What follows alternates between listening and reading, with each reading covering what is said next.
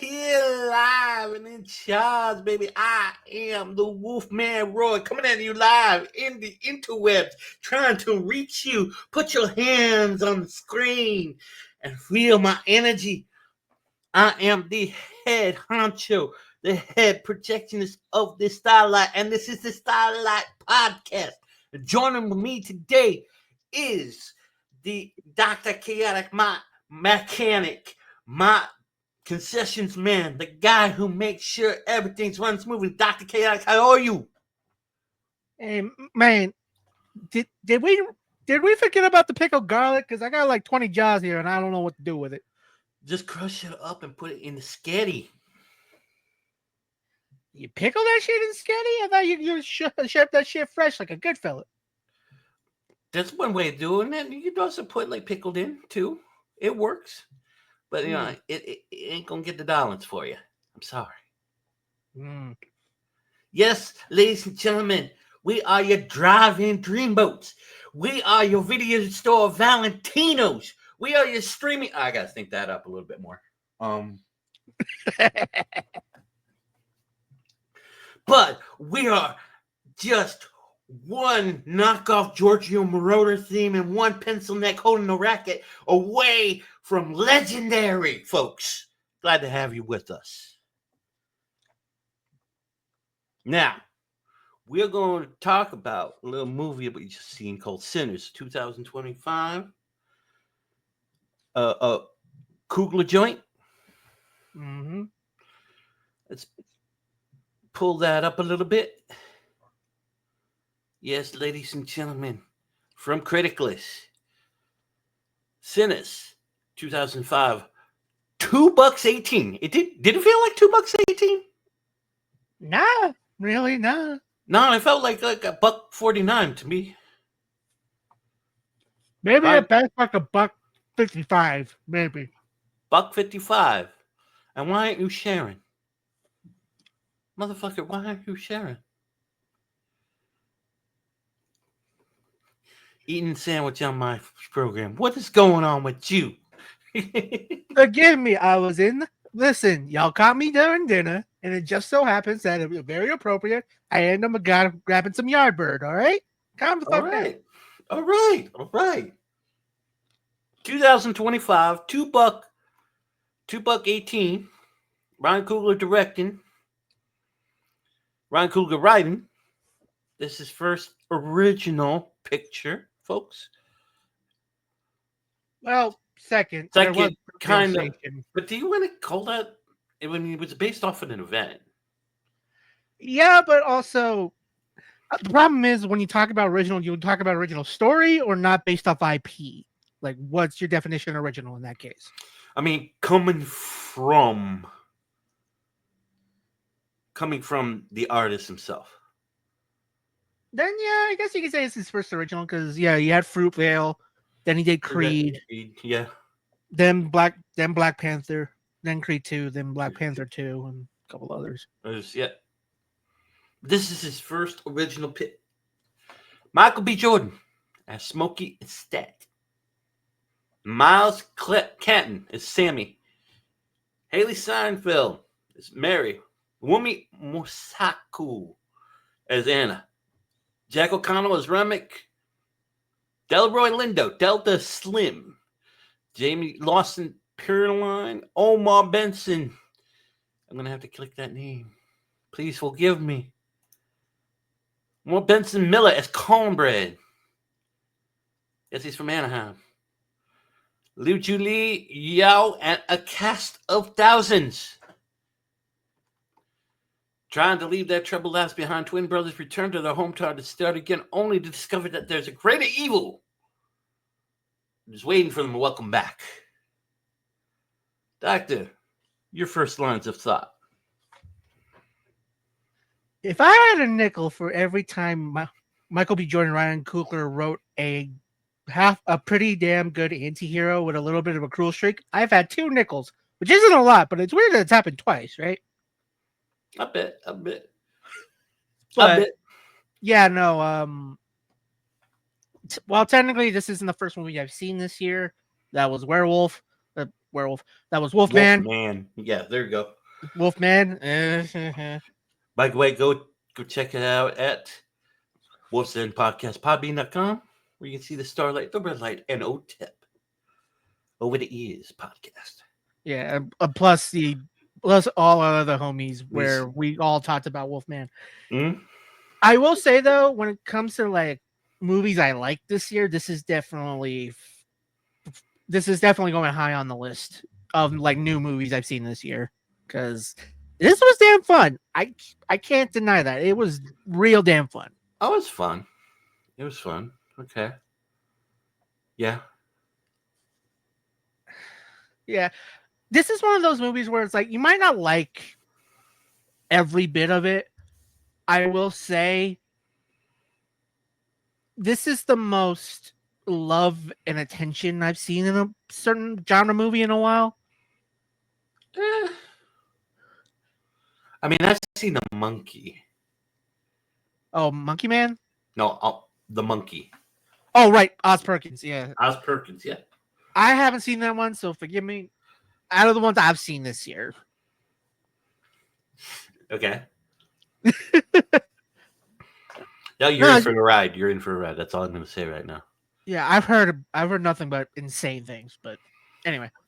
Mm-hmm. No, just this one is definitely a lot of fun, and it's definitely, you can tell that this was somebody's passion project. Yeah. Yeah. I mean, I'm going to give it to Coogler. He actually put out a film on his terms. Mm-hmm. You have anything else you wanted to say? Oh no, I thought you were gonna say more. I'll say some stuff after you. You know, this is definitely one of those pieces where it may not. I'm not sure if it's for everybody, but for those who are gonna enjoy this type of stuff, are really gonna enjoy it. At least in my personal opinion.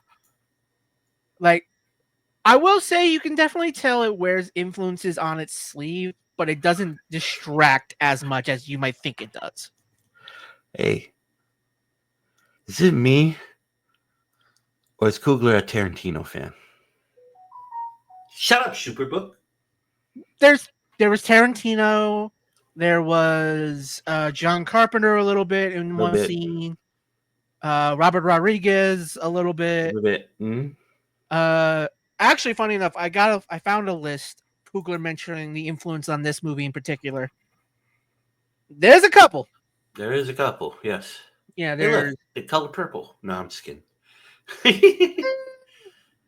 Actually, it was more Cohen than anything, because the big ones he mentions are Inside Llewyn Davis, Fargo, Coen Brothers. Okay. Yeah, No Country for Old Men, From Dusk Till Dawn, which is From Dusk Till Dawn. Yeah, vampire. Yeah. I saw it in Precinct 13. Huh? I saw it in Precinct 13. No, actually, The Faculty. Oh. Okay. John Carpenter, the only man mentioned is The Thing. Okay, yeah. Which in one scene is very, very obvious. Yeah.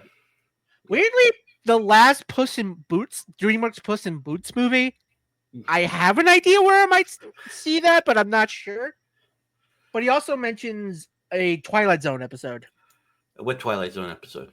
The Last Rites of Jeff Myrtlebank. Last Rites of Jeff Myrtlebank. Is that from the old school one? The 62 one, yeah. It's about the kid that rises out of his funeral, and then the more and more it goes on, the more and more he changes slowly but surely, and basically shit ain't right with Jeff after he came back from the dead. Oh, so Death Dream. Kinda, yeah. Yeah. But yeah, there's some influences in here. Yeah. You can see them. Yeah. Basically, that's us saying that we can tell Ryan Coogler is a gigantic fucking nerd, and we're all here for it. Yes, indeed. We are so in on it. Yeah. No, but I definitely say the influences work, especially because of the framework that he puts it around specifically. I love this one. Oh yeah, that's a very beautiful shot. I love that shot. Mm-hmm. No, there's some very good shots. There's that one, and then there's the one during the actual party, the juke joint, where Right, you have that where one the long. music's so good it just breaks time and space.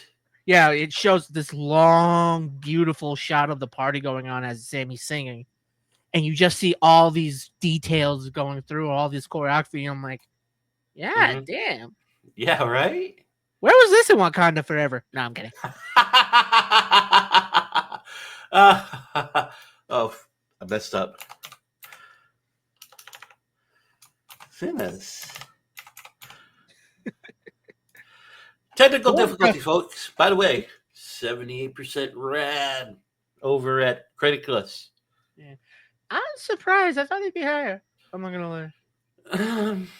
I'm surprised it's lower. Isn't lower. Really? Yeah, that's where I'm gonna come in. People gonna kill me. You didn't like this one, did you? It was all right for what it was. I just thought there was so many holes in it. Yeah. Maybe, but also, from what I understand, there are some more post-credit stuff. So maybe there's some stuff on the cutting room floor. Maybe. I don't know. But 'Cause it's like if there was any real big holes, they didn't bug me as much. If I'm honest, the whole Choctaw standoff didn't bug you. Which one? The Choctaw standoff between. Oh yeah. Oh, okay. I'll give you that one. I will say that does feel like a dropped thread. Right. Yeah, you got you got, what is it, like the good sig pack Choctaw up against a half power, but spoilers, folks. A half power vampire and two people with shotties? Really? Yeah. And I've been hearing from the peanut gallery, well, they're afraid of the Ku Klux Klan. Well, what are you going to be afraid of? The Ku Klux Klan or a vampire version of the Ku Klux Klan? I will say I am glad they didn't go that route. Right. Where the Klan, where the KKK are the vampires. Right. That seemed like the most obvious one to me, especially with the scene of the scene of our main villain attacking the couple. Right. Like I thought that's in the mentions of, oh, the Klan's dead. You know, it's like I had that feeling in the back of my head. I was like, oh God, are we going there? Technically, they were around that time. They were just like splinter groups and stuff. Yeah, like because it wasn't until after the war it started getting back to full strength. Yeah. Like, but yeah, we're past the birth of the nation days, but we're not reaching full sundown town lynching motherfuckers yet. Right. But I'm like, all 6 of y'all got some nice repeating rifles. They got 2 shotties, and you're worried about the sun going down? You could have burnt that to the ground. And then our vampire would have rose up. That would make it even look cooler. Yeah, man. I don't know. I feel like at best, maybe from what I understand, I know people love that scene, even though it's a giant hole. So worst comes to worst, I could see Ryan like handing that bit off to someone and says, "Hey, make a spin off of this." Like, okay, yeah, maybe. Yeah, because if not, I know it's like, oh, don't tell me. Do you really want them to make a franchise of this? I'm like, if nothing else, I would love to see fucking I would love to see Tonto Vampire Hunter. You know, Tonto Vampire. Okay, that's send all your complaints to Dr. Chaotic, a care of Starlite Podcast. But okay, okay. How about what's a better way to say it? How about Native American group of vampire hunters? Yeah, we do like threat not threats. We do like clear cut Clear cut. or smoke Okay. si- like clear cut or No, like no, some no. of the, I think what you're going for is Blood Quantum, yeah, blood quantum, but with vampires. but with vampires who Yeah, suck your blood through your ankles. yeah. Yeah, because that was definitely it. Definitely is interesting to see where like because one of the major hooks of this movie is a lot of the spiritual elements around the Delta blues and Mm-hmm. blues music in general. Like, because well, it's funny how like the main poster setup is Ryan It, Coogler as it's the Smoke and twins. Stack, but Yeah, the real protagonist is Sammy. yeah, Sammy, who just a little preacher. He was the son of a preacher man who decided to sing the blues, and shit just went wrong. Which brings me to the other hole. Hmm. When did we make tin pans? I mean, silver tin pans. Well, because the thing is, it's in plot. The way they set up the guitar originally Mm-hmm. before the twist, Mm-hmm. to me, it screamed of those old stories of saving all your money to buy the one guitar, or like some like it helps that it sets up that they gave him the guitar, so you think, and them coming from Chicago and being fucking robbing people, Right. but somehow being part of the north side of being part of the south side of Chicago, which okay, sure, I'm down for it. Okay. Yeah. Capone. Yeah. Okay. It's very much implied. Oh, we got this from like a good shop up in Chicago. So, and got to keep in mind while we were post sort of the major industrial revolution, a lot of like processes hadn't been fully automated yet, Right. and we hadn't really gone full of the ways of make it as cheap as possible yet. Right. So I could believe that it was silver guitar, that silver resonance plate on a guitar. Right. Because Okay.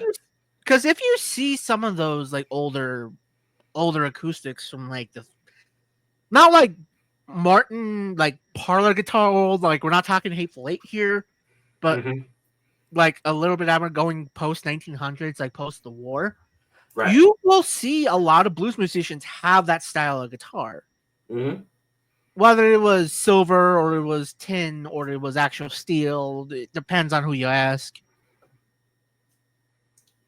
Mm-hmm. So I can see it, and Okay. it's one of Okay.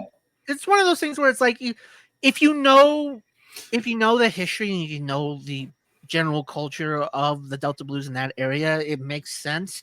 But if you don't but if you think what you know about the 30s, like post like like in the midst of the depression but before the war, you're kind of thinking like, where the fuck do you get silver plated guitars? Right. Right. Yeah. And like keep in mind, like this movie is heavily ingrained and indulged in the Delta blues and the blues of the early 1900s. Mm-hmm. Like you Yes. know, it's Uh, there's a Robert lot of like Robert Johnson analogies Jonesy. Yes. with like the mentions of the blues being called devil music, the fact that we first see Smoke and Sat at a crossroads of sorts. A sort. Well, that's more like a driveway. Well, yeah, but specifically they show the shot of like the corner where like the road ends and like the driveway begins. Okay. Okay. And it makes it from that angle looks like a crossroad. Crossroads. Right. Because like at the end of the day, you can argue a driveway is kind of a crossroad. Like, do you turn into the building or do you keep going straight? Mm-hmm. Okay. So there's a little bit of that imagery. There's real good tie. There is ties again to like to mainly Robert Johnson because that's the main gigantic myth, but Mm-hmm. also I think there was a little bit of Blind Willie Johnson in there. There was a little bit more of like the sort of more lively kind of jump and juke style blues, Mm-hmm. especially with Delta Slim. Delta Slim, yes, that's a name I haven't heard in ages. Yeah, good old Delroy Rindo. Mm-hmm. Playing Which playing harmonica by himself. That's him. I'm not shocked. Like, if nothing else, this sounds wrong, and please don't take it this way. I feel like Delroy Rindo, this is one of his best. Like, he fit into the role way too well. Right. Like he felt like he was preparing all his life to play an old blues man. Okay. Like, I'm I not can trying to typecast the man. I've seen him in some great shit. It's just right.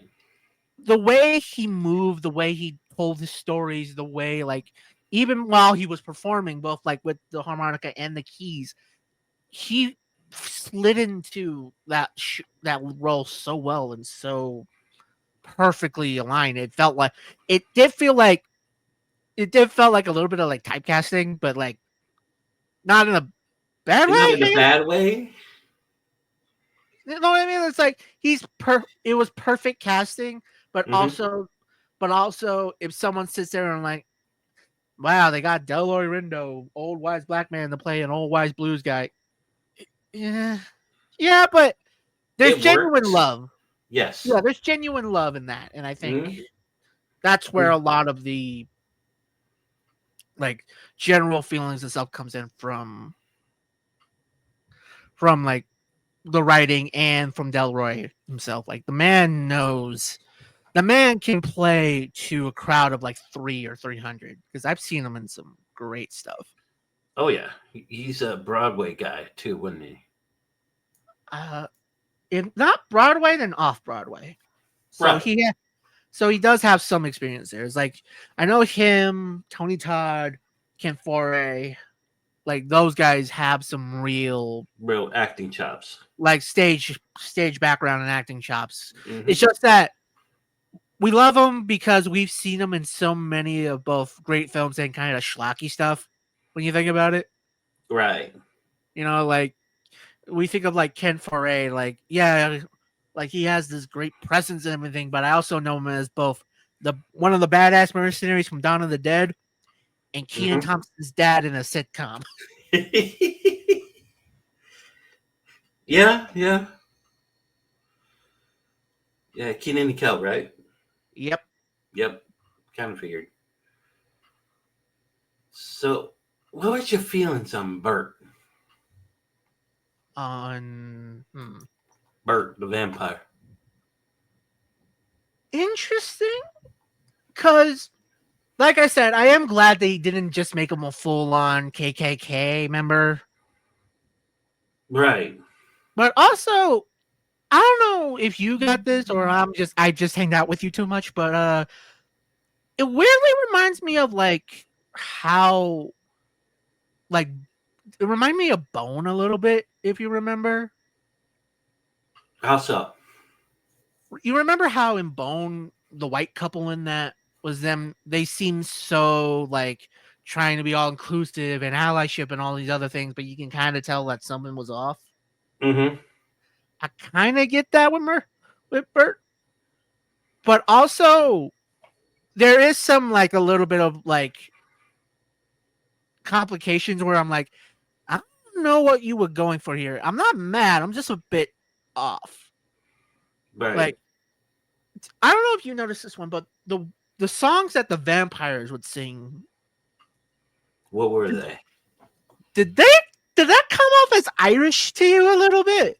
Yes, that's A little Irish. more, a little more like Gaelic. Yeah, Gaelic. Yes. Like, I think I know what he's doing because like I. folk and Americana did come from the Delta, and Mm-hmm. it kind of was a white version of the Delta blues, but also the problem was that there was some stuff that was so distinctly like Gaelic. Mm-hmm. Like I think of like the massive scene with the giant circle of vampires, and they're thinking about ghouls and goblins and all that. Yes. The bogies and the leprechauns. Yeah, Yes, they're straight up like line dancing all these things, and I'm like, okay, like I partially made it as a joke in my head while I was watching. It was like, does Ryan Coogler have something against the Irish? I don't know, but you remember when Sammy was finally facing Bert in the lake, what he told Sammy when he was praying. Yeah, that Oh was yes, the same words those men said when they took my father's lands. yeah. The thing is, I don't get what I got from that line, from that kind of interaction. Have you ever heard the phrase "hurt people hurt people"? Yeah, I kind of got that phrase when you because back especially in the early 1900s, like you can see this not just in the South, but like even in the mass immigration to like Ellis Island and all that. we helped Germans. We did. We also There was also a lot of persecution against the Irish because Oh of yeah, yeah. Protestant versus Catholic and all that. hmm So It in didn't. my It didn't take till like World War, then after the war, that they yeah were actually humanized them. yeah you know like some say they should have. Some say like black people still haven't gotten that chance, but that's neither here nor there. hmm But what I got from that was it's not really a colonizer versus colonized. It's more of a hurt. The On same the men that hurt me, I'm gonna use those right, tactics to hurt you. right. Here's an Because interesting. another, Go ahead. hmm, Go ahead. no, Finish I your was thought. gonna say another big thing is that it mentions that Smoke and Stack were war vets, That's another and hole that I got. It's like you had to be Hellfighters when you were 17. You had to probably I'm lie not about your that sure. age. I'm not. I mean, I'm I'm not that not that. shocked, but it just feels weird. Well, it's because also you got to keep in mind also a lot of that could also be taken from a lot of like legendary both blues musicians and rock Right. musicians. Both perhaps would have started a lot of them started in the military traveling Right. because the biggest example, this was way later, of course, but the biggest example that comes to mind was Jimi Hendrix. Like hmm before he got big, he was a paratrooper in the war. Right. And the reason he got out was that he busted his foot during a raid. Now that sucks. Yeah. But considering how he felt about the war and then what he did at Woodstock 69 to show how he felt about the war, I think we'll be fine. Right. But no, because there was you got to keep in mind even up even back in the Civil War days, there was a lot of African American soldiers Right. on both sides. hmm It wasn't just a North thing; it was No, it both was the sides. North and the South thing, folks. Yeah, so you have that kind. There's always that presence of the military in African American cultures, whether it's them using the military as sort of a get your life back together thing or like hmm discipline and all that other stuff, the stuff the military tries to sell you on versus what a lot of like governors and presidents actually use the military for, which is hmm you know Black Wall Street, Right. Tuskegee in certain places. hmm So there's always been that connection, so I wasn't shocked that they were revealed as soldiers. Yeah, they And even have the tags. yeah, they had that, and then The tags in the bar and the Trent's room. yeah, Yeah, that was a good one. yeah, and I also that does make the climax a little bit more fun when you hear that and you realize, oh, they had plans just in case this shit's gonna happen. Because hmm to go far ahead, we're already in spoiler territory, but Bert reveals that the guys that sold them the land were Ku Klux Klan members, and they were planning to slaughter them after the party after it was open. Right. Like I got their nephew, I got their nephew, and he told me everything. So like Indeed. so like after the whole after the whole vampire shit happened, Smoke, spoilers, Smoke is the only brother left after Stack gets bitten by Haley Steinfeld, which they do spoiler in the trailer a little bit because They they do, see yeah. they Thanks, marketing. Thanks a lot. yeah, but I'm not that mad because I thought the thing was, I thought the thing was, oh, she was secretly evil the whole time and was playing them. No, she Mhm. got converted, Right. which I think that does benefit her a little bit because I'm not gonna lie, I saw that first scene between Haley Steinfeld and Michael B. Jordan, and my first immediate thought was, oh man, are they gonna do a secret bad guy thing? It turns out she was a vampire the whole time. Yes. She's a vampire all along. Yeah, or like she's a vampire sympathizer or some shit. I was like, oh Hmm. no, don't do this to me.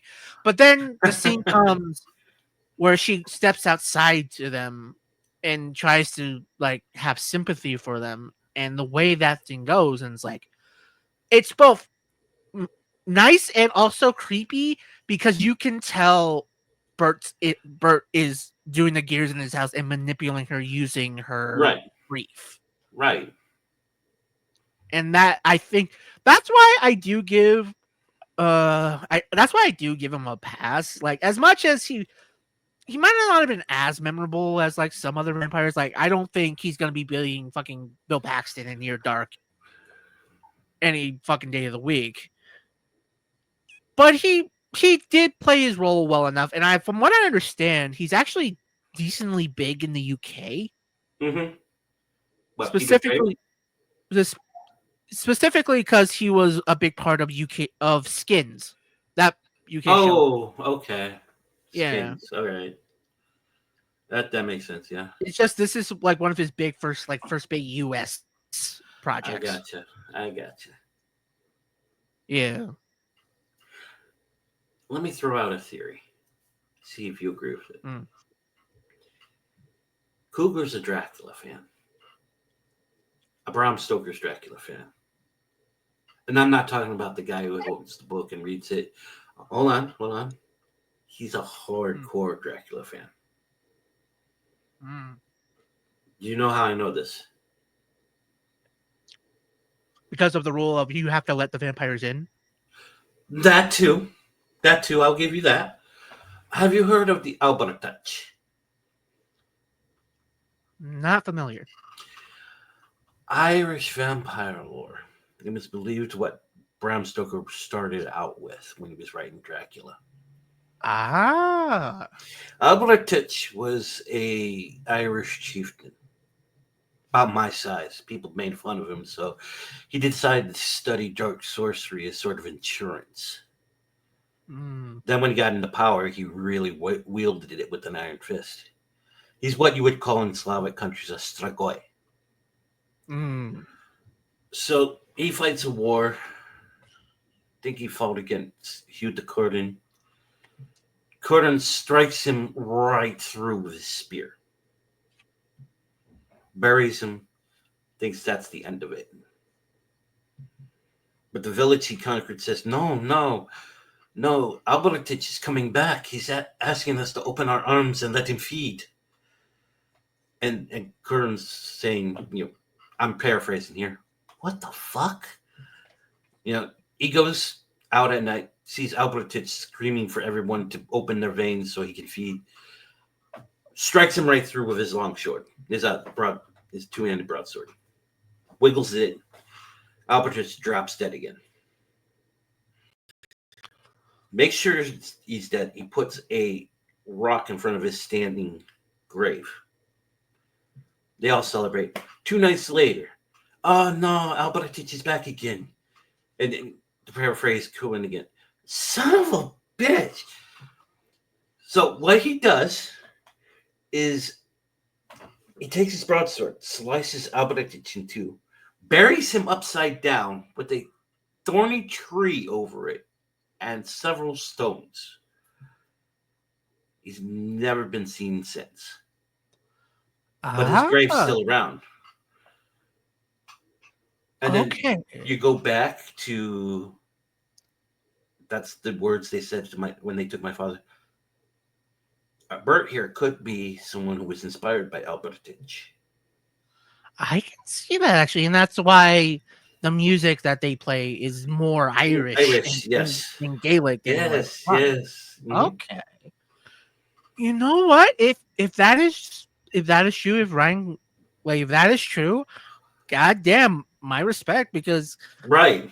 it's hard not because it's hard not to associate the vampire with the Slavic version, the Right. vampire. The vampire. But hmm the way this would blend both that story and the classic tropes we know, Right. uh, Plus, Stoker's notes were about uh, Vlatapish, but they weren't necessarily into the vampirism part. yeah, it was more about the conquering kind of hero part. Right, Yeah, right. He wanted to build some background with Vlataku. yeah, that's why when Coppola did the novel, they established the whole thing with Tepish and Right. Vlad Taylor. Yeah, Yeah. I could see that honestly, and like Mhm. considering the amount of detail that Ryan did in this, I could actually really see that, and that's actually kind of cool. Yeah. Then the whole Gaelic thing really fits in with everything else. Yeah, yeah, You know, but more of a song of pain yeah. Again, than because the it's that bliss. idea of hurt people hurt people. Right. Yeah, and so Just throwing that, that out. yeah, that's just again like I'm glad that this is happening with horror because while I love horror, don't get me wrong, there are certain Mhm. trends that are getting a little, Yeah, I mean it's not bad. but it's like It's it's a and little annoying. There's like it there's like meta horror kind of sort of coming back. right. Or as Uh, they like to say, elevated horror.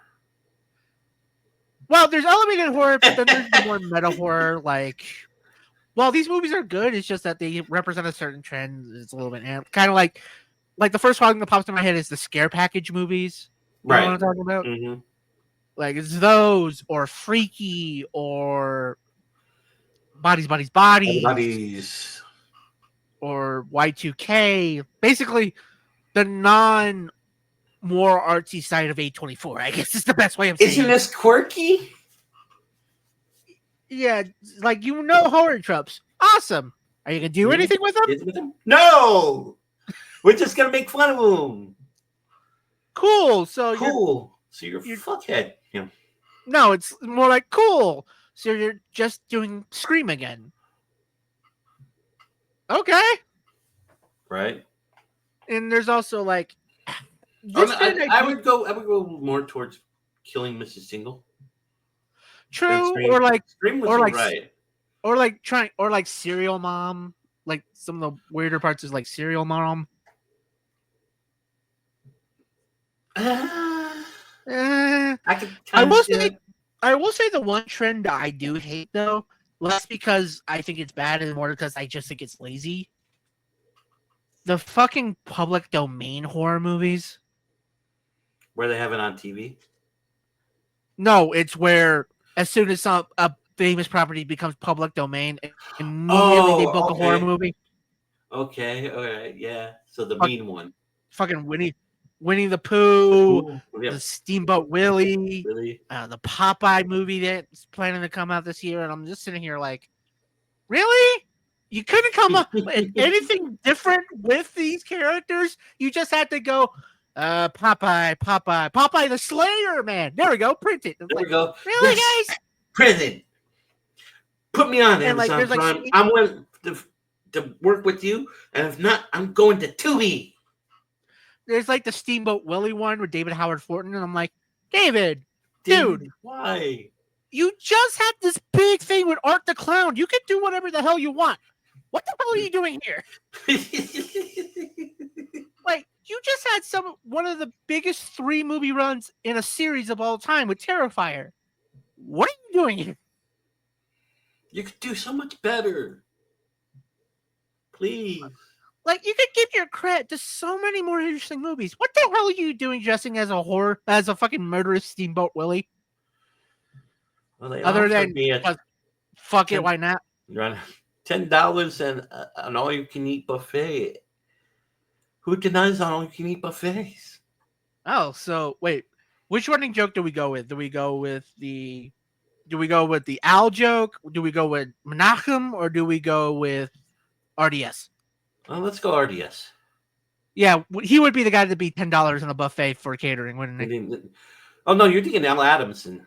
Yeah, I was He's about to say it KFC was all like, day. KFC yeah, all it's like day. Al Adamson. It's $10 and free KFC. KFC, yeah, yeah. And if you don't get those references, go Starlight podcast at Wolfman Productions. Starlight, what stands for done? Check it out. Check it out. Starlight, Wink, the red light, and no tap. Wink, wink, nudge, nudge. Say no more. Say no more.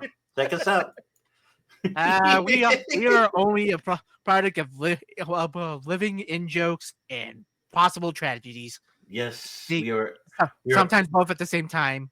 Hi, Invader. Hi, Invader. Don't get me in the shower. Quota met. Yes, thank you. Anyways, anything else you want to add to this? How?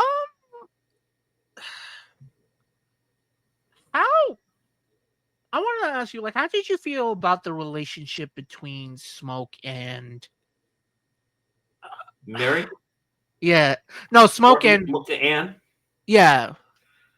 It was all right. It felt like he wanted something to happen there, but it didn't work out.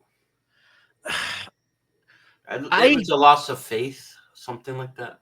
Yeah, but also, here's something I'm not sure of. Was that just a girl he dated, or was that implied to be his mom? That's the girl he used to go with and had a kid with. Yeah, no, it's because they always go back to their dad and like the way their conversation was. I thought it was his mom at first, their mom at first. Like, she was an old spiritual woman. Then they started fucking. I'm like, whoa, okay. Did I miss something? Good sir, leave your incest fantasies to other podcasts, please. Look, I don't know. That's the problem. Like, no, go out. Go out. That's the thing. The thing is that I have heard of stuff like this happening. Right. That's the worst part. It's like, and especially in like poor communities, I've heard stuff like this happening where like the man of the house, when the father dies, the son becomes the man of the house and takes up all of the duties. So yeah, I don't know if that's what they were going for, or it was just unfortunate timing that her shack just so happens to be next to his grave. Well, that was in his dad's grave. Oh, it was the babies, wasn't it? Yeah. Okay. Good. I'm an idiot. Perfect. Thank you. Send all complaints to Dr. Chaotic. Okay. I admit I'm an idiot. I will fully admit I'm an idiot. Okay. Oh, it's because they were setting up. I think during the first thing, it's because they set up the whole thing with the dad first, and I thought that's when they were going. Right. But then I'm remembering this now, but I might have missed the part where you're talking about, oh, could those herbs save the baby? Mm-hmm. And then now looking back on it, I was like, oh, okay, I see where they're going. And then going on with the ending. Now it all fits. Okay. I got somebody waiting for me on the other side. Yeah, it's like, okay, fair. Mm-hmm. Again, I am in fact an idiot. While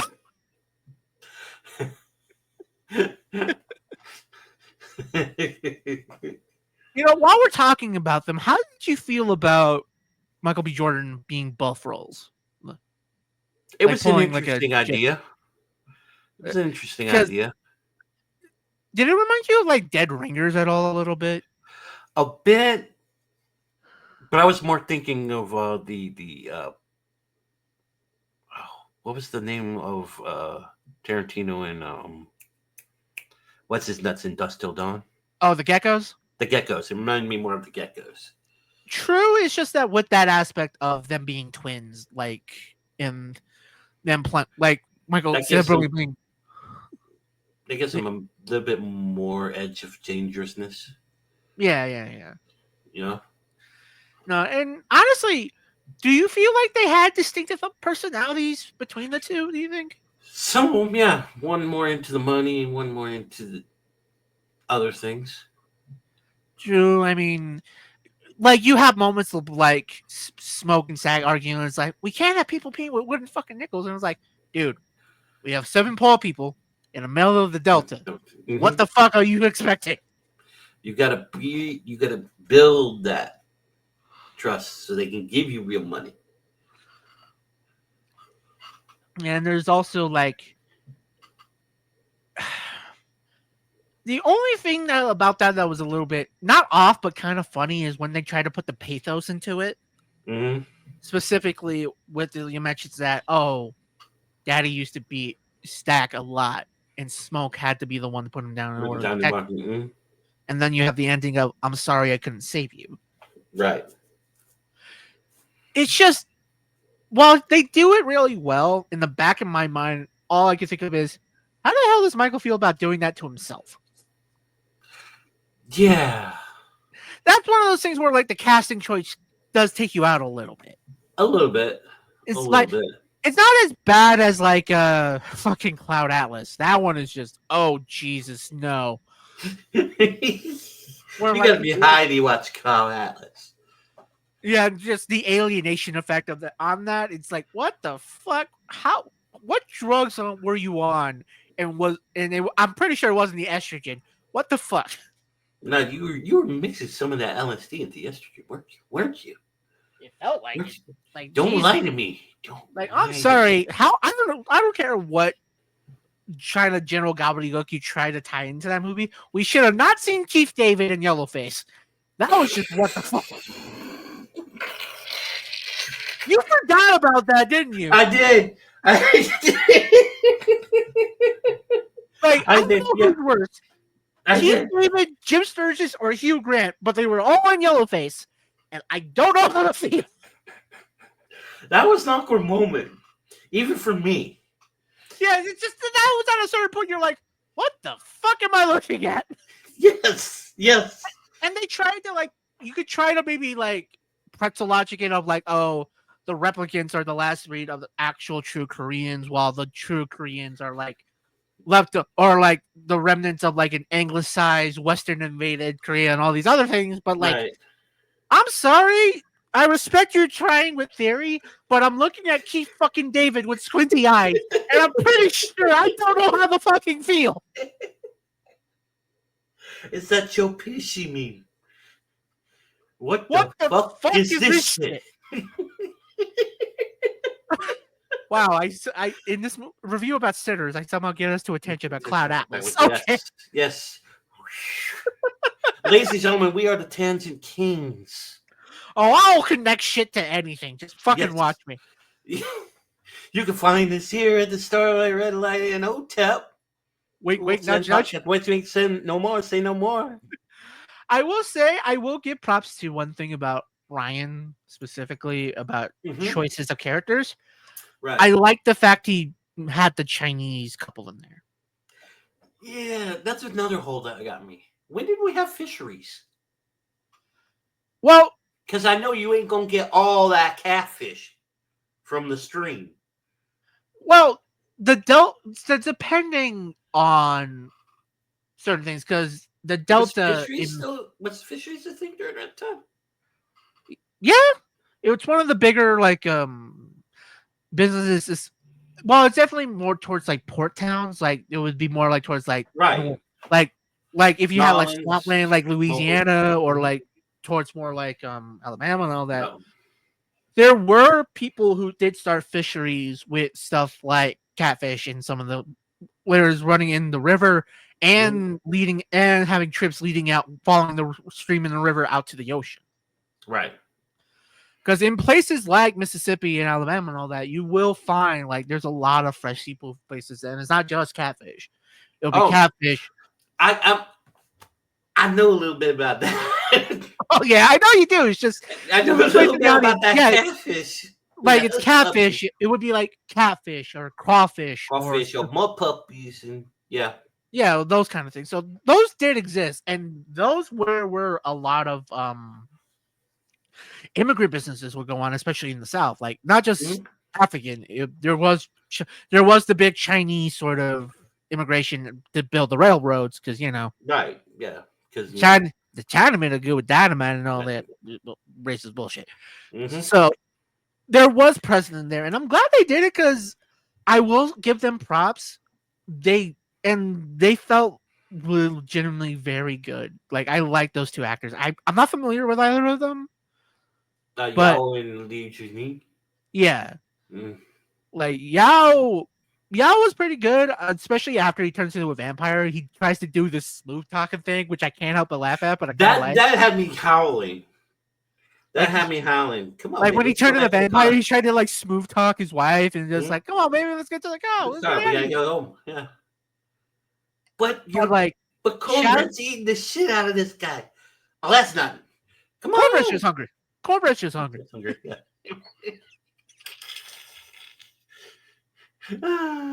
Yeah, and also shout out to the wife. Like she had her moment when she loses it and is about ready to go full on like Rambo killing motherfucker. Look her see it. Like it's even at the end when they do the full out all assault and she's there on fucking fire, Fired. stabbing the shit out of her Yeah. husband. Mm-hmm. I'm not gonna lie, that was a bad. I clapped a little bit for that. That was a badass moment. Yeah, that was a good scene. Yeah. Especially when they were like singing "I'm knocking but cannot come in." Yeah, it's like there's also like and there are again we did mention the big homages like specifically with the garlic scene, which is Mm-hmm. basically just a comedic version of the blood test from the It's just what thing, scene. Yeah, yeah. or like how while smoking snack are supposed to be the get-goes, you had Ani who basically had that moment of like the preacher character from Dust Till Dawn. I forget his name. Preacher man. Yeah, good old preacher man. Yeah, Yeah, he had his face back. It's like, yeah. oh, these vampires, you gotta treat them this way. It's like, okay. Like it's like, how do you know this? And I'm like, I just do. I'm a priest. Don't think about it too much. I hear a lot. Just believe what I'm saying. Yeah. Yeah. And it's like, I want. Okay, we talked about smoke. We talked about it. I want to talk about Sammy for a bit Oh, because Sammy's Robert. Sammy's Robert. But the good ending, Robert. yeah, like how do you feel about him personally? Like as sort of like the audience surrogate, like as the viewpoint character. Oh, he works. He works. Yeah. And he's sort of the sort of shaman of the group, in a way. The true shaman, you mean? Know what I Yeah, mean? yeah. Because one of the big hooks for this they set up in the trailer in the movie is that in times in ancient times and times now there are certain healers or singers that make that the music's so good that it can summon spirits from the past and the future Mm-hmm. and And fuse into everyone. yeah Sort of like oh, it's 9:45. Um I'm trying to remember Orishas, the spirits, yeah the African spirit, and they infuse themselves upon the people, and the people have to move and they have to dance yeah because the Orishas are in them. they mentioned specifically that and like the indigenous sort of styles and within like kind of the look at me and I had a badass director shot but it works Right. is the scene we mentioned earlier at in the middle of the party when Sammy starts to sing. Mm-hmm. You have this long winding shot going through the party while Sammy's singing. You have all these different like little groups and representing different places in time. Mm-hmm. Like you have ancient African like music and medicine men. You have I'm pretty sure it was meant to be like Harlem. An Yeah. Eddie Hazel looking dude Yeah. rocking a flying V. You had like break dancers, you had people twerking, you had like I will say, Yeah, I give perp him props walking. for not forgetting about the Asians because when Mhm. we follow the wife, there's like a Chinese sort of opera dancer Yeah, Lee following them. Chung. Yeah. Yeah, And it's then you like have Wong Fei Hong. Not Wong Fei yeah, Hong.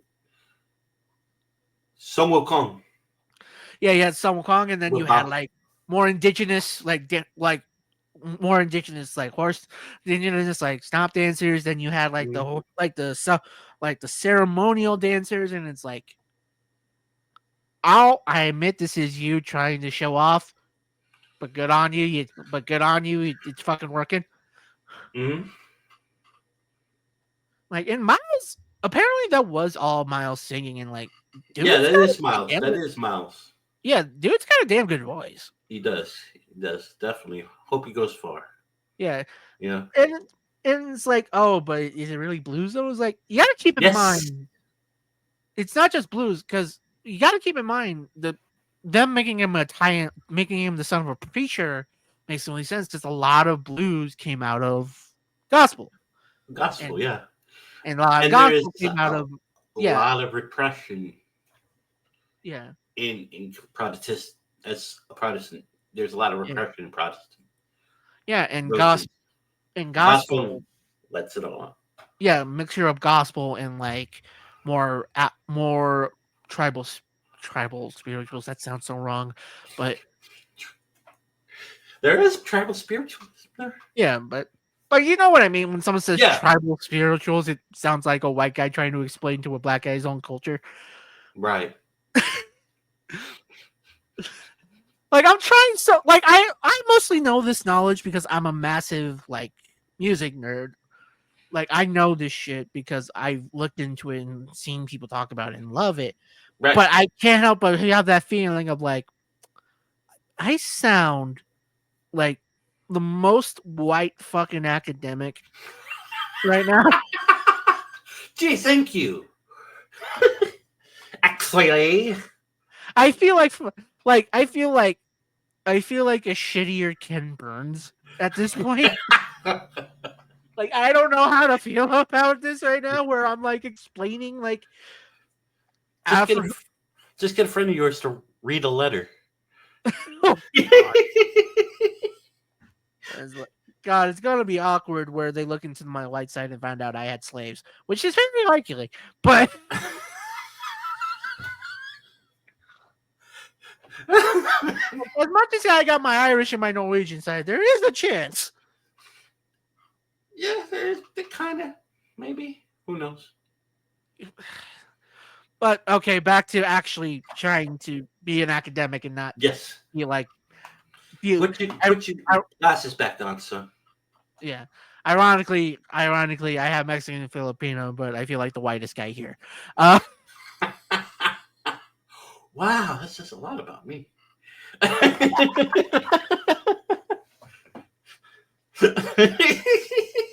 anyway, uh, anyways, anyways. tying it all back to sinners. How did you feel about the post credits stuff? I was going to ask you about that too. Out of Um, out of all the renditions of '90s, Coogler gets it.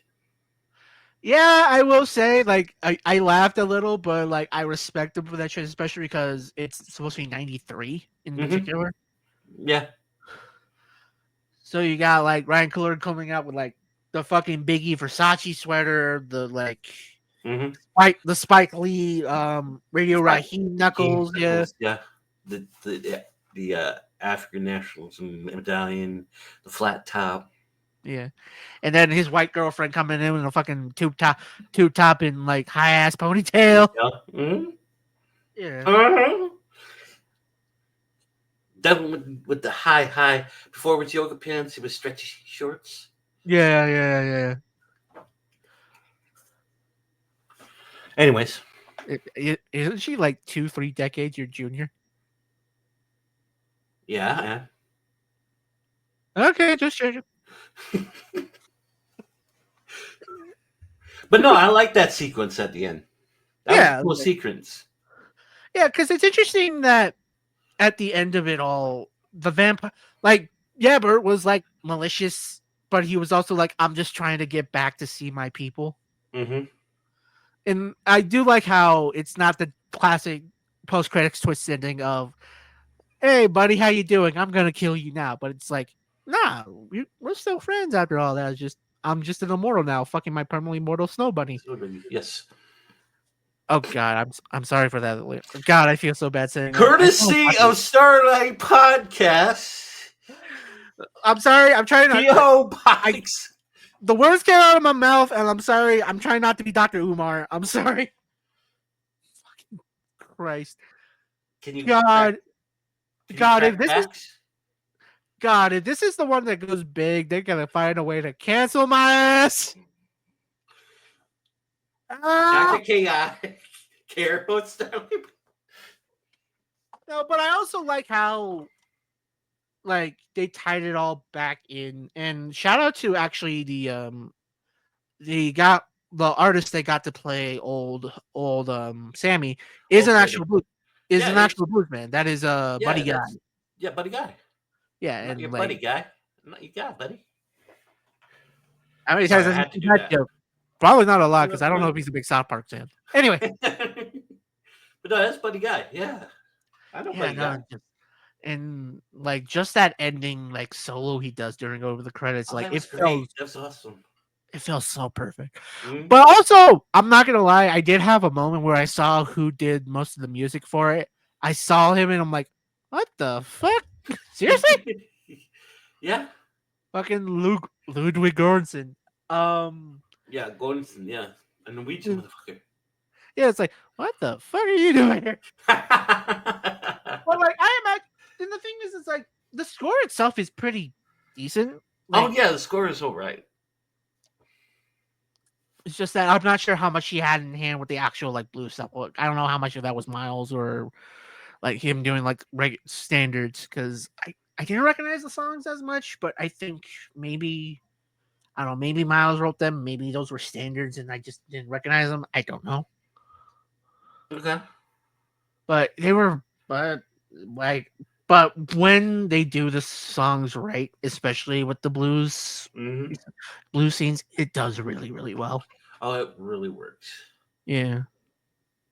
Like even when the first time we hear Miles sing, Mm-hmm. in the car with Stack, like you can hear like he has this really really like not like old like hardened blues voice, but he has a very good like bluesy sort of gospel Gospel. style Yeah, voice. he's got a baritone on him.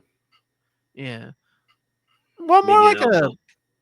an alto, yeah, because like he's not like super high up. He's not full soprano, but he's not like that deep baritone. Right. Right. Like he has a very good like again a very good blues gospel like even soul voice like next thing, like if someone tries to make another fucking movie about like I don't know Sam Cooke or Al Green, I can see Miles doing it. Yeah. I can see it. Yeah, Or Muddy Waters. yeah, yeah. Although admittedly, a lot of the more bluesier guys, keep in mind, like as much as like even though the recordings, as like Stack says, some of those old recordings sound like they were recorded through dog shit. Got shit. Yeah. You Yeah, got the real. I yeah, mean the real. yeah. But keep in mind also that a lot of those old bluesmen, like you see Sammy doing it, they were drinkers. Oh yeah. No, But that was Delta Slim. yeah, Slim, like Slim specifically, yeah, like they show that, yeah, they got those voices because they drank Drake. like Yeah. hard Corny. liquor like a Yeah. motherfucker. How you made all that money? Where'd it go? All corn liquor. all down, all Great. down with corn liquor. I drank Mm-hmm. mine, and also I do like how they give these little references, but also build up everybody else's world and not just surrounding the twins. Mm-hmm. Like, they give background to Smoke and Stack about how, they're twins, like they had problems with daddy, but they were war vets, and they somehow kind of got tied up with Al Capone in Chicago, which I'm not gonna lie, the way that little shit Haley Steinfeld, Little Mary. Yeah, Will Mary like points out, it's like Irish beer, Italian wine. You played everybody, and it's like Which is funny because Capone didn't care what kind of alcohol he was sharing. I think it's more mentioning about specifically the bootlegging The kind of. bootlegging, yeah. Yeah, Mm-hmm. and also it's interesting because it reminded me. This is another weird connection I can make, and this is gonna sound like I'm again. Here's me trying to be an academic when I'm just an asshole with an opinion. But Go for it. Go for it. We're all assholes with opinion. We just not share them with other assholes. Maya Angelou. Yes, I'm quoting Maya Angelou at a time like this. Fucking hell, my life. She had a story specifically about her stepdad. Her stepdad was a con man, Mm-hmm. and she had the story about like her stepdaddy would get all his friends and was like, come tell my baby how you scam that old white man up in Tulsa. And she tells the story about how these two guys tricked a white man to buy a bridge in Tulsa in Oklahoma that they didn't own because they said that an Indian was going to buy it and reclaim and get it reclaimed because of the government. Okay. And so they played out to his race and was like, I want him in the hands of a more respectable gentleman. And they made him pay like, I think like 20 grand, I think, Whoa. for like a bridge they did not own in Tulsa. Whoa. And keep in mind, these were long cons. Like they would set up shop, they would hire a secretary, Right. like they were Right. in it for the long haul, and they were scamming. These guys were scamming like loads of money out of these guys. Right. All because Wow. all because they use racism. Yeah, and for all the folks at home, 20 doesn't mean much, but back in the day, that's a lot. Yeah, keep in mind this is in the 30s, I think, 20s, 30s. 20s, 30s, 40s. Yeah, around there. Yeah, especially it might have even been in the 50s because we are talking about Maya Angelou here. So Right. So, yeah, 20 means you were set. You were yeah, made. and they used that money to make they tricked a white dude to buy a bridge they didn't own, and I No. love that. Yeah. Basically, the modern day equivalent would be like, okay, I'll be honest, the modern day equivalent is crypto scams. Let's be Yeah. honest. Let's be honest, crypto scams, yeah. So Yes, yes. when I heard that detail, I'm like, oh, okay, I Mm-hmm. get what they're going. Playing on baser instincts to get what you want.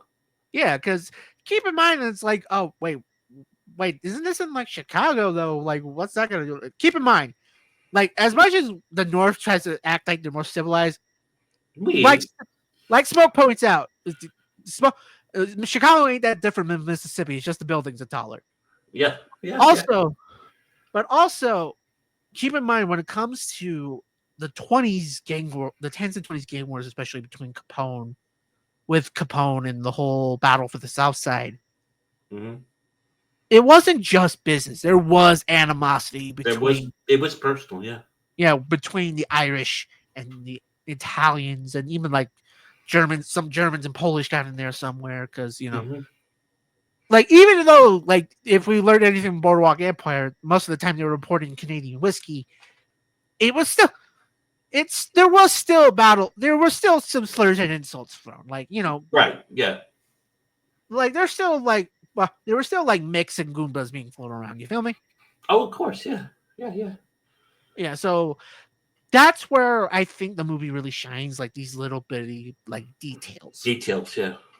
Like how like you mentioned about how there's a chance that he based it off the Irish vampire lore that Brum Mm-hmm. took from, Right, or right. how specifically one of the big rules that they used was that vampires have to be let in. Mm-hmm. They They have to can't. ask to come in. They can't just barge in. Yeah. It's ancient. It's ancient Gaelic. The threshold is the very most powerful. It's the front door. It's not only front door of a house. It's the front door of the soul. Some such nonsense. I just have to get into research again. It's been such time since Yeah. I've touched that Basically, the stuff. general idea is that the evil is not barging in; you have to let it We'll in, let it in. Yes. and that kind of ties back into like how Smoke and Stack are like, we chose this life. We can't. we are not like the way Smoke treats Sammy at the end is like, forget all this shit, go back and be a preacher. You want to sing music, sing gospel, because Gospel. Or if you want to keep on doing it, go down to the bayou. oh yeah, Mount Bayou Mm-hmm. be among the proper Negro. Right. So I love that's where I think this movie really shines is in those little details. Mm-hmm. Because you could have just made From Dusk Till Dawn, but in the 30s. Like no one would be mad. It'd be But fun. It'd be a popcorn movie. yeah, And but we need popcorn movies around this time right now. I mean, yeah, like I hate the whole thing of like, oh, original movies are flops, and yada yada, and all that shit.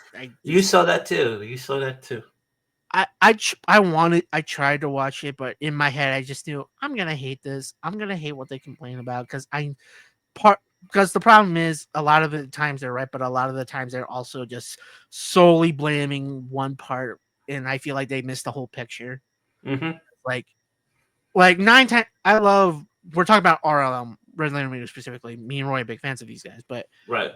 it feels like 9 times out of 10, it feels like most of their woes with the movie industry is let like they say it's like, oh, it's studios making slop, but they always comes back to, well, this is what the people want. Movies are dead because audience want generated slop and all these other things, and It it reminds me of Mo Better Blues. a little bit, yeah, Mo Better Blues a bit. What was that? What was that monologue? You Oh don't play from the soul. You play what the people want. They don't yeah, want this soul shit. yeah, it's like, or like I think of like not not the Pretenders. What was that one? Ain't nobody come to see you, Otis. Oh yeah. Oh, the Temptations. The Not the Temptations. Yeah. Yeah. yeah. Yeah. There we go. I think of like the Temptations or like Dreamgirls, Mm-hmm. where like you had the like Eddie Murphy's character, and then it was like you give them a show, ain't nobody about this soul shit, Right. you know. Right. And that's it. It sucks, but also I think the problem is that I can't fully blame Chicken Jockey because I know there was an executive who deliberately chose that so it can be memed and make the movie more marketable. You feel me? Yeah, I feel it. Like I can't help but not see the giant bigger picture because I know that at the end of the day, this was somebody else's choice. This Mm-hmm. is not just screaming children and like childlike adults. This was somebody's decision. And Right. apparently it's making fucking bank. Unfortunately, yes. But I will say this movie is making bank too in its own way. It's just that It's at least freaking out the establishment. yeah, because of the That. whole like deal that Ryan Coogler made, which Mm-hmm. some people have pointed out he's not the first to do this. No. No. No. It's just that in particular, there might be a little bit something there. I'm not gonna say anything. Wink, wink, Yeah. nudge, nudge. No, say no more. Say no more. So but Sinners is it doing really well. Like maybe it's not astronomical. Like oh my god, it's making billions, but it's making its money back. Like especially the way opening weekend went. Right. I believe opening weekend was gangbusters. Yeah, it made its money back. He made his Like money back. Yeah. and like He's not worried about worried about recouping costs. yeah, It's now pure profit this next weekend. yeah, and it's like oh you sure about that? But blah blah blah Minecraft yada yada. And it's like here's the thing. While while a lot of those movies get their marketing from memes, keep in mind that can also backfire as much as profit. Right. See Morbius. It's Morbin time. Yeah, like see Sony trying to do Morbius and Madam Web. Like Yeah, trying to do the this same, movie. trying to catch that magic of Man Web. And Yeah, all it it's like is just make you remember another meme. yeah. It, also them then trying to do it again with Craven, but at that point, We see what you're doing. yeah, it's dead. The magic's Mm-hmm. the magic's dead. The magic's dead, Jim. I can't revive it any further. Like, damn it, Jim, I'm a doctor, not a miracle worker. Miracle worker. Yeah. So you want to rate this thing? Yeah, I mean, I've been dominating this conversation, and we've been doing like an hour. Fuck's sake. Fuck. Yeah, yeah. So if you were to rate it, where would you go? I personally, I Heinous, would, bogus, decent, Brad, or most excellent? I go most excellent. I go at least 90, like 95 around. 95 excellent, most excellent? Yeah, That would be on yours. yeah. Me? Uh, 60. I'll go Brad. Okay. So the middle between us is like a high rad. Right. You would say what? We would combine ours together, maybe a 75 or a Around there, yeah. 70. Yeah, Yeah, like 70, 72, 73, like in the middle there. yeah. I'm gonna put mine at 60. But yeah, that's 72 sounds good. I'll be Yeah. at 60. He'll be at 95. He's a jamoke. No, I'm just kidding. Is there any graphic language? Shit, yeah. They'll get you so much money, she'll even maybe put your tongue in your goose. I was about to say, yeah, once we get to the sex part, there was a certain thing I noticed about that I think was intentional, but it was fucking fine. Oh, yeah? Yeah. What was But that? I was going to say that when we get to the sexual content. Right. Okay. So, how much violence? A A lot. ton. A ton? Yeah. You want to go a ton? Let's go a ton. Well, there's a good amount of gore. Right. Like, I especially mean, in the third but act, and especially is that the violence? well, yeah, I mean, when you have like stakes, like stabbings, burning, shootings, and then the end scene where We he did just have goes a out and bit of Rambo and massacres right. a whole fucking clan. We did have a little about alcohol abuse there too. So Yeah. poor wine. Are you sure he's dead? Well, it's all blood. Oh, You sure that's blood? Oh that's shit. wine. Oh shit. Hey, Smoke, let me in, man. I was sorry. I didn't mean the whole. I'm like, if this amount of money, I'll pay you back as soon as I can, man. Just let me the fuck in. Is there any nudity or sexual content? A lot. No. No, here's my thing. I mean, we didn't What? even see that titty. Was there a titty? Uh, maybe not titty, but I put a lot because this movie had an oral fixation. Okay, yeah, a lot, yeah. Like, and also it doesn't have that they're club, but we do see doggy style in the movie. Remember. Really bad doggy style, but still. Yeah, PG-13 doggy style, but it's PG still doggy. it's still, yeah. Yeah, no, this movie had an oral fixation, and I don't know how to feel about it. It's like, not even like, oh, vampires, oral fixation. No, I mean like oral fixation in that sense. Because like there was a lot of like in the more sensual moments. There was a lot of like licking, there was a lot of biting, not just in the vampire way, mind you. And then there's the scene with Sammy and the married woman whose name I already kind of forgot, where he just straight up admits, like, I don't give a shit how much you sweat. I want to taste you. And there's a full-on scene of pooch eating in this movie. Hey, Quentin likes the feet. Coogler likes the cooch. Yeah, like, give Coogler props. He's a man that loves giving head. Yes. Now, is this family friendly? No. Oh, I think it's slightly family friendly. I mean, there's a family. Really, you know, that's the thing. It's like the problem is that I can't really see family friend. Yeah, I was about to say like no. I'm sorry, no. You know me. You know me. I would put in Sammy Screamer Claus. Well, yeah, but that's you. That's me. Yeah. In general, I would say no because, again, we mentioned the cooch eating, but also the cooch eating. Okay. You got cooch eating sex, but also like abuse and the racism and like fucking murdering clan members. And don't forget the alcohol abuse. Yeah. I mean, Like they're literally they pay. I love Delta Slim, but they pay that man in a little bit of cash and mostly booze. Booze, yes. Like Yeah. the whole hook of him playing at that juke joint is that he gets to try special booze.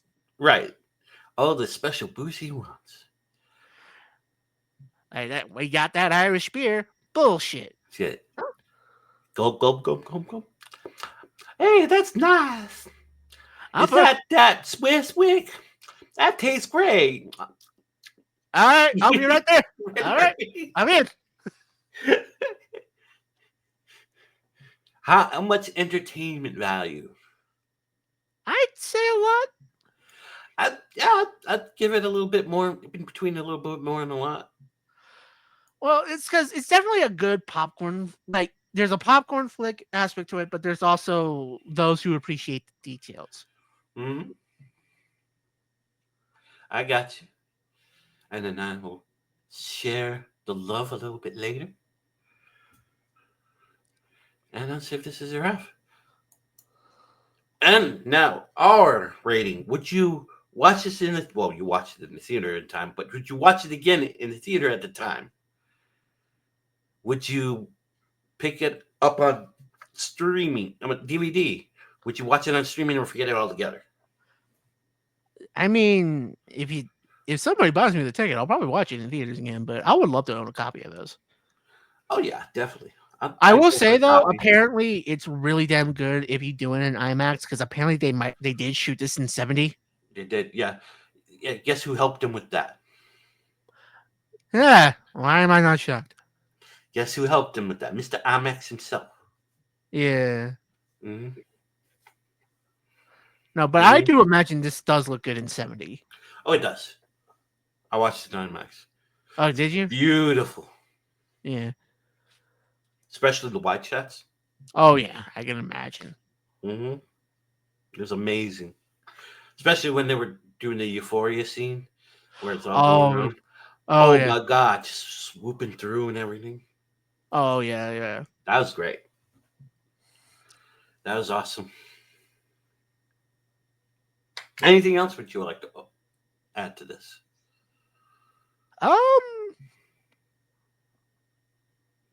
Besides being a Buddhist monk.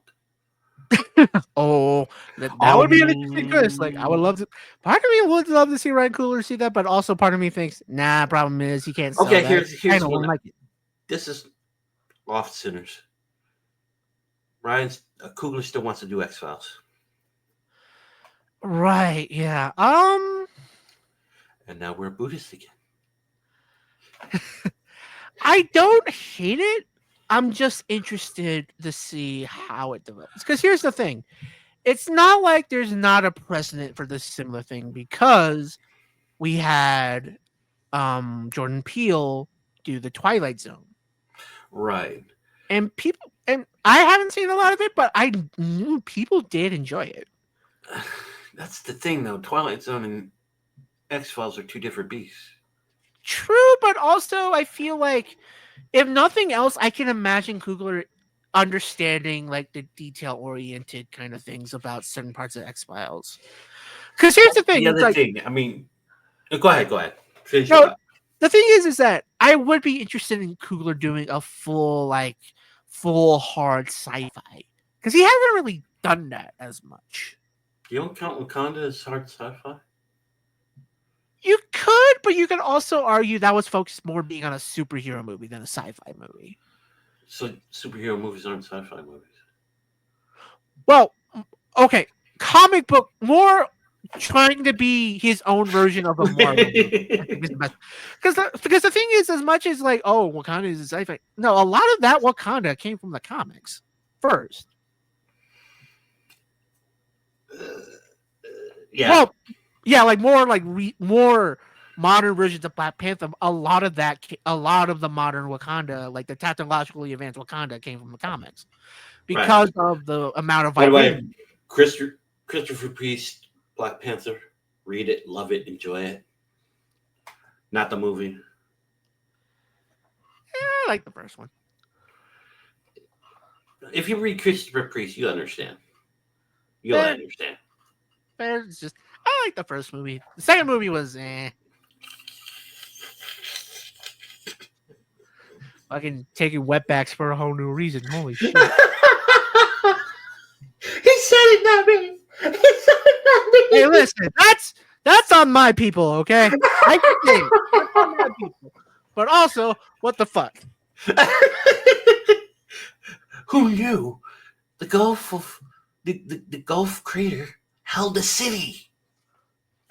Like, I that was a what the fuck moment. I'm not gonna lie. But that we're not talking about that movie. If we No, we're, did, talk, I we're would have talking to rewatch it because I haven't rewatched it since it came out. right. Anyway, Anyways, back to the thing at hand. I wouldn't mind seeing Coogler try an episode, yeah, but but not a also, series. I don't see him doing this. The thing is, the Iron, no, the conditions were perfect around the time the X Files came out. mm, If that makes any sense, we just got done with Twin Peaks. Just it's a got done with lightning in the bottle well, thing. yeah, yeah. The walls came down. We just were finding out a lot of funky shit going on in Russia. Um, we didn't have as many alien encounters, but a lot of alien encounter information was coming out at the time. Yeah. Yeah, Well, I mean, I think what definitely helps like a modern day X Files is that we just got full on declassified information information. about fucking UFOs. Most, yeah, yeah, yeah, yeah, and the Kennedy assassination. Yeah, and But there's also there is a thing about like I get where you're going with it. It's like you can't like it might not be a good idea.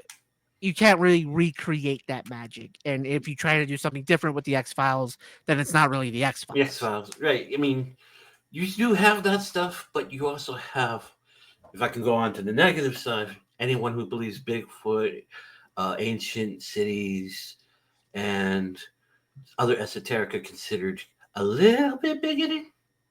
Well, because there is certain aspects of those conspiracy theories, like fucking. You've heard me rant about ancient aliens, dude. Right, right, right. But aliens. Aliens, yes. But No, aliens.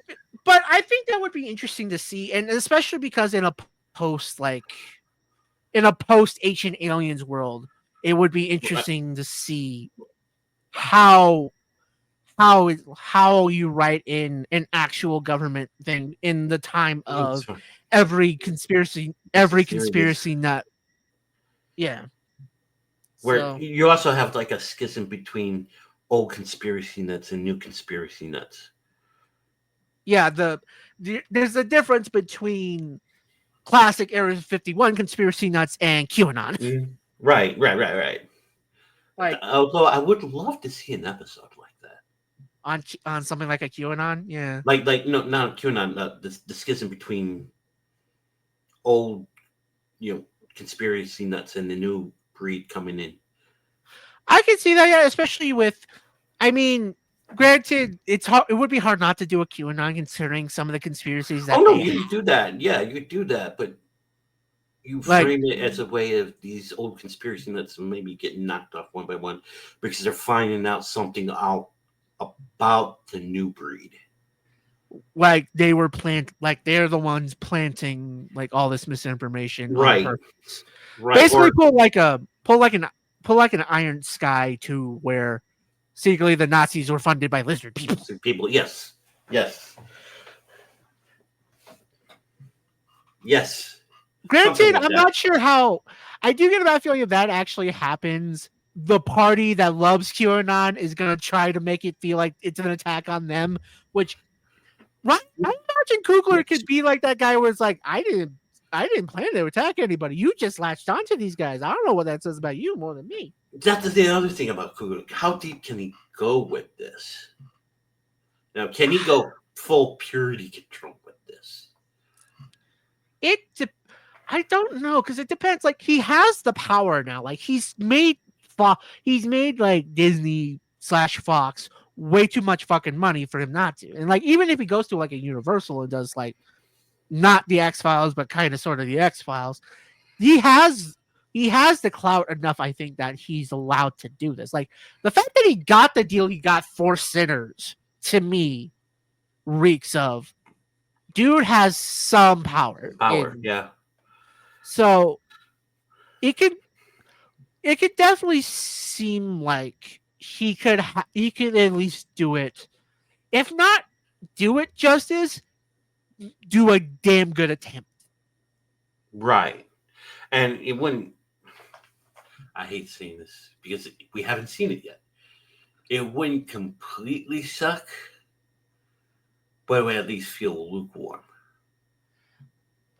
Well, for most, like for the hardcore fans, yeah, but I imagine there is a chance that if done right, it could revitalize X Files in a certain way where the new fans, like as much as some of the old fans look at them with like disgust, you could see like if it's done Well, well, I the wouldn't new. say disgust. It would be more confusion. As someone who's an X Files fan, I still don't understand why you would want to do redo a continuation of it. I think it's because the premise is just too good not to see done in modern times. But then again,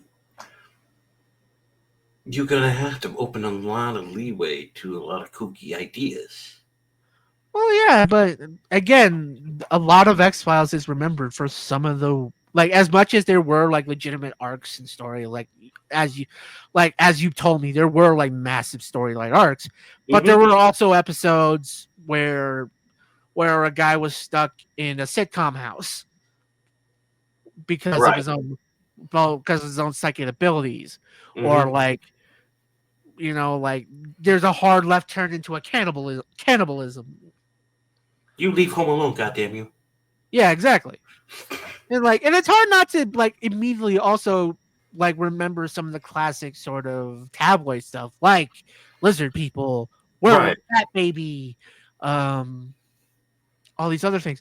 I would interesting to see to do it and how he balances the actual like legit conspiracy theories with more like the classic like kitschy kind of ones, Right. like like bat baby or like werewolf boy or like again, lizard people. Lizard people. Right. Or ancient breeds of bacteria that will get into you and control you through your mind. We are not who you think we are. We are not who you think we are. Or like But, rich guys were a secret cabal of vampires. or the blood drinkers. Yeah, that's happened. Yeah. Yeah, but So yeah, I'm well, I'm not against Coogler trying. It's just gonna come out. It feels like it's just gonna come out weird. That's what I'm trying to say. yeah, I think it's because everything around like conspiracy really theories and stuff like cryptid zoology. Cryptids, Yeah, yes, not crypto. not Crypt crypto. No.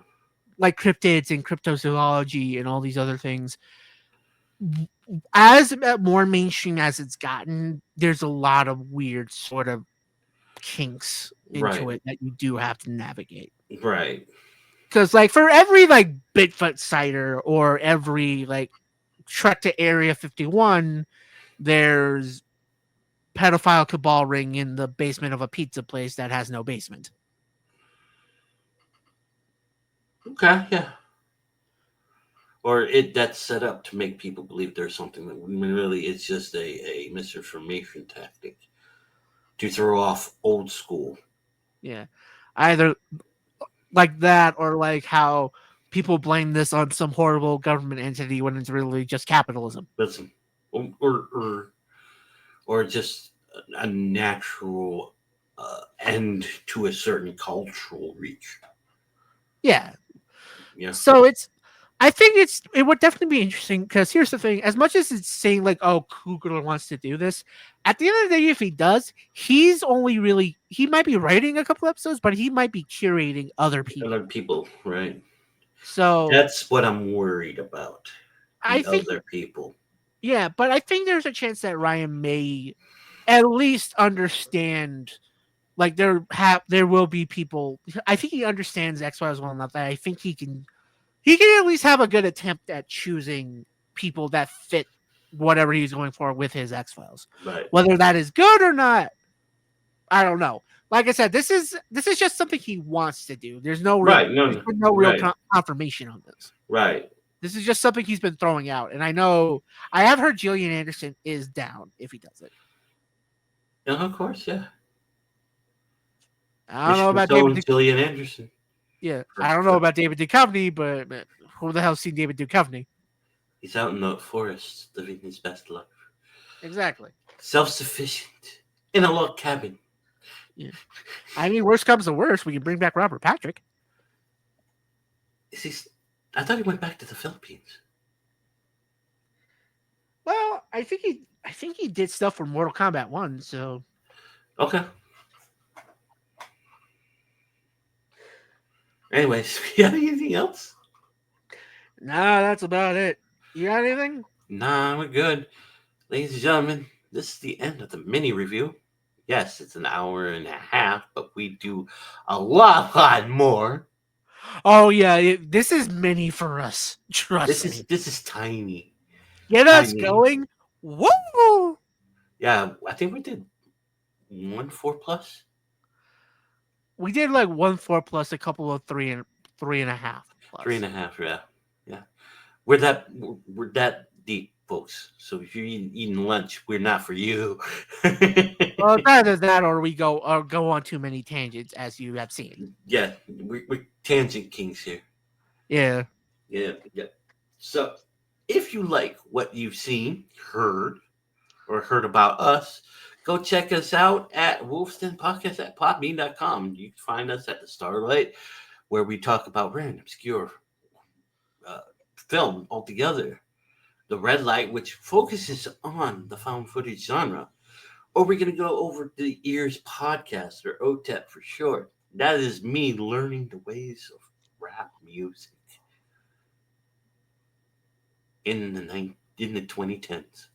You were about to say the 1910s. 1910s. Yeah, I had to stop myself. Well, I mean, That maybe shows not my the age. 1910s, but 1930s have like scat and like that kind of style. So Right. We're close, yeah. But still, learning rap music from the 2010s. Anyways, you got some love mail, some hate mail, some juke joint mail. You want an invitation to come into our places. You want to say hi. Just send your mail to Starlight Podcast at protonmail.com. I should do another banner like that. Starlight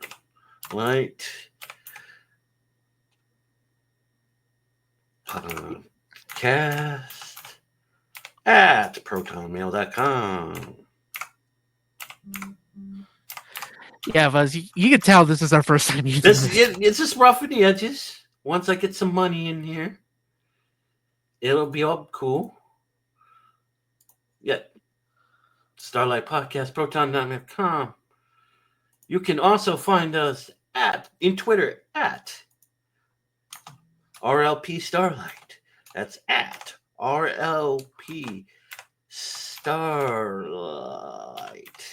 Recommendations, commendations, just say hi. We'd love to hear from you.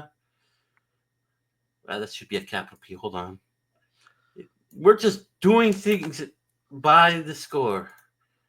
Let's do that. Yes, RLP Starlight. Check it out. Yeah, Starlight Podcast at protonmail.com, RLP Starlight. We love to hear from you. And check us out at Criticlist. Criticlist.com, our reviews, our list. I'm working on something big. What are you working on, Doc? You can also find me on Craigslist. I haven't posted in a while because life, but when I do reviews. I've done lists on there. I've even done lists about music, movies, and even stuff about hip hop in movies and stuff like that on Criticlist to prepare you for when we bring back over the years.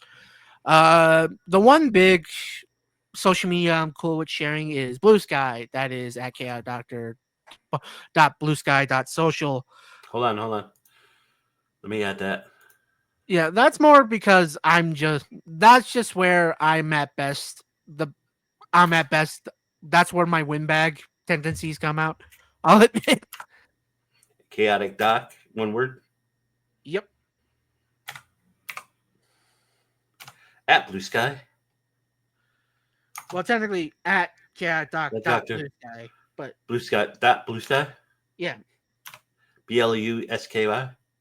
Uh, actually, it's dot b sky. So B dot Sky. dot b sky dot social. B Sky. Dot social. I should separate these. That way everybody can read them.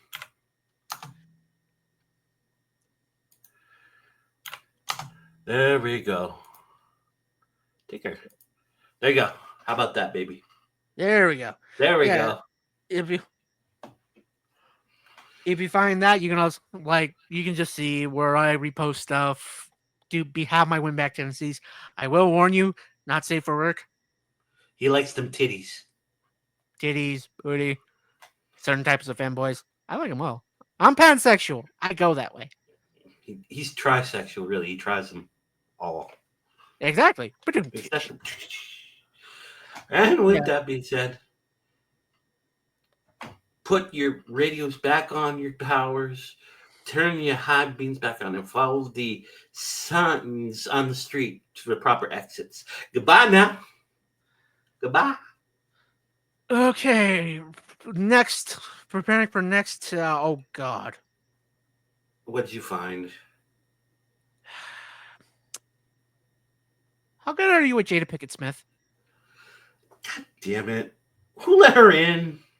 And tell her to get her red table out.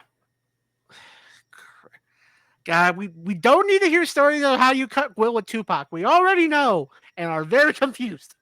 Yes. We don't care about how you like him young, all right? Go away. God, if Will Smith hears this, he's gonna find a way to beat the shit out of us. I'm taking it.